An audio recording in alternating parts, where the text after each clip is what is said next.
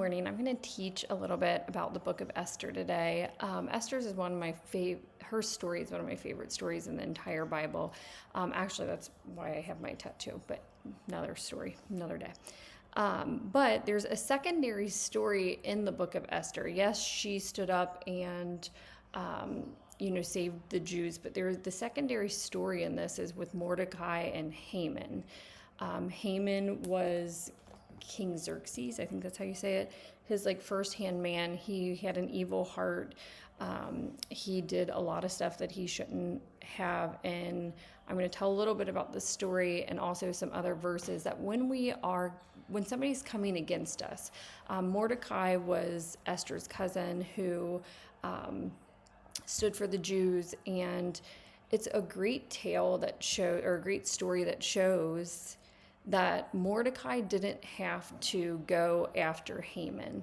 He had to sit and be patient and do what God was calling him to do and let Haman be taken down by his disobedience, by his wickedness, and by his evil.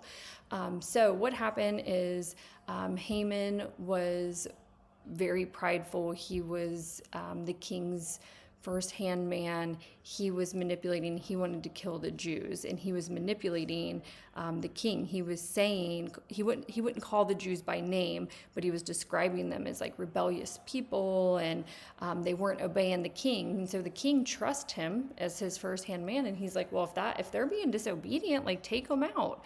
And so Haman is like, oh, I got it. And then he went and offered people large amount of silver to do genocide, essentially, to kill all the Jews.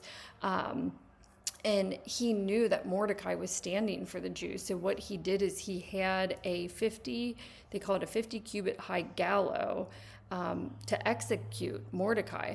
And so Mordecai could have gone and meddled and tried to defend himself and all of these things, but he didn't. He waited for God to do that.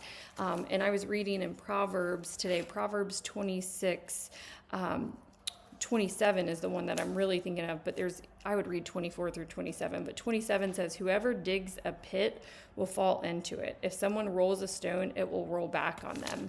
And that's really what happened, and I'll tell you more of the story in a little bit, but it also led me to Deuteronomy 28, verse 7. It says, the Lord will grant that the enemies who rise up against you will be defeated before you. They will come at you from one direction, but they will flee from you in seven. The second part of verse 8 says, the Lord your God will bless you in the land he is giving you. And then 13 says, the Lord will make you the head, not the tail. So this just shows that we have to trust God. And that's what's so cool about this story is that that's what Mordecai did. And how God worked on his behalf is really cool. So Haman had concocted this whole plan, but in the background, God was working because the king that night, King Xerxes, couldn't sleep.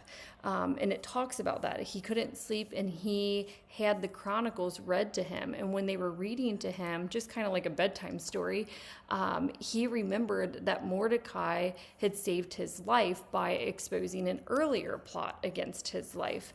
And so what ended up happening is after that, all of a sudden the king is like, wait a minute, I remember him. What are we doing for him?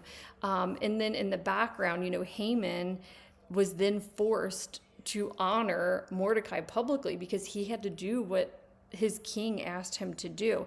And that they kind of paraded through the city and all of that and honoring him. And what did that do? That caused Haman to rage against Mordecai, and he's like, no, this is happening, and this is happening now. And in Esther 5, it talks about it around verse 9 to 14 or something. He says he was filled with rage. He went to his wife and he went to his friends and he boasted them about all his wealth and his sons and how the king had honored him, and he wanted to elevate himself, and he was just mad. And he's like, and Queen Esther invited me. She didn't invite him. She invited me to go to dinner, when all in the background, Esther's really doing her part of this too. And so what ends up happening is after Mordecai's honored and all of that, that was kind of in reverse order. But what happened is Esther then steps up and tells her husband, King Xerxes, what's going on.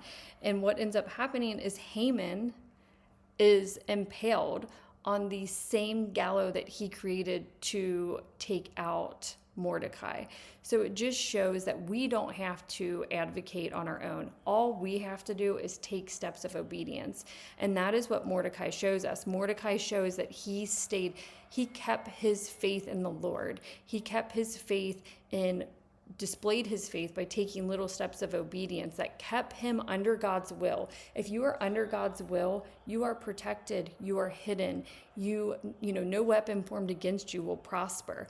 And so we have to do that. When we are being persecuted, when things are coming against us, we can't go and dig those holes. We can't go and manipulate the process, because that's what Haman did. And we watched that as Haman did that, there were other things moving. God's going to use the different tools. He's going to use the Esthers. He's going to use the different people. He's going to keep a king up at night, and that king is going to then remember what his servant Mordecai did for him. So we don't have to do that.